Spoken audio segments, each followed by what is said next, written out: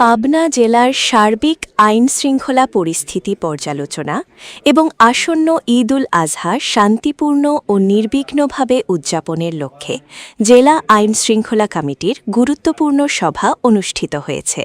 Senior reporter Jahangir আলমের প্রতিবেদনে দেখুন বিস্তারিত। রোববার সকালে জেলা প্রশাসনের আয়োজনে জেলা প্রশাসকের সম্মেলন কক্ষে এই সভা অনুষ্ঠিত হয়।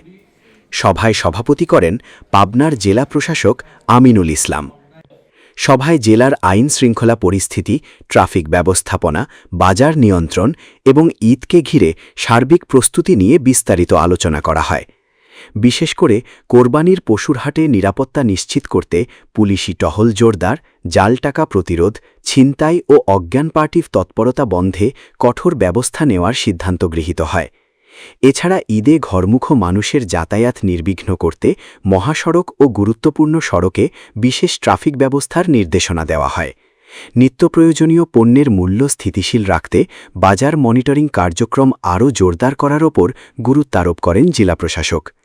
সভায় মাদক নিয়ন্ত্রণ, কিশোর গ্যাং দমন এবং জননিরাপত্তা নিশ্চিতে জিরো টলারেন্স নীতি অনুসরণের আহ্বান জানানো হয়। সভায় বিশেষ অতিথি হিসেবে উপস্থিত ছিলেন পাবনার বিভিন্ন আসনের সংসদ সদস্যরা। তারা নিজ নিজ এলাকার আইনশৃঙ্খলা পরিস্থিতি তুলে ধরে জনস্বার্থে বিভিন্ন পরামর্শ প্রদান করেন।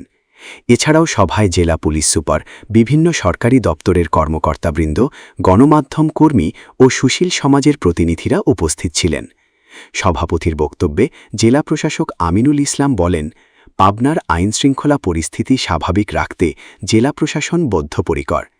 আসন্ন ঈদ উল আজহা যেন সাধারণ মানুষ নিরাপদ ও আনন্দঘন পরিবেশে উদযাপন করতে পারে, সেজন্য প্রশাসন ও আইনশৃঙ্খলা বাহিনী সমন্বিতভাবে কাজ করবে।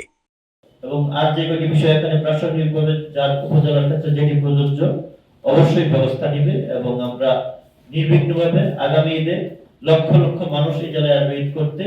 তাদের চুরি, ছিনতাই সহ যাবতীয় কাজে পুলিশ বিভাগ, আমাদের প্রশাসন সহ অন্যান্য সকল বিভাগের সাথে সমন্বয় করে আমাদের এখানে আর্মি রয়েছে, তাদের আমরা অনেক সহযোগিতা পাচ্ছি এবং হসপিটালকে অনুরোধ করব। এখানে প্রতি মাসে অভিযোগ আসছে যে আমাদের হসপিটালের ম্যানেজমেন্ট এবং অপরিচ্ছন্নতার বিষয়।